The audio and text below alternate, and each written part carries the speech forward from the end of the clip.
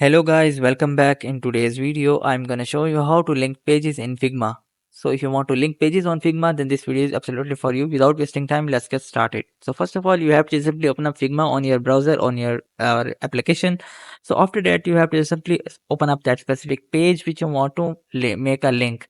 So for that, you have to simply right click on that specific page. So for that, you have to simply go to right click on that and simply go to copy paste as and simply go to copy link to selection. So after that, you guys can be able to see that specific link has been copied here. So in order to paste it, you have to simply select that specific text. After that, you have to simply go to this copy section, hyperlink section. So you have to simply click on that. So after clicking on that, simply control V or paste to paste that specific link here and click on enter.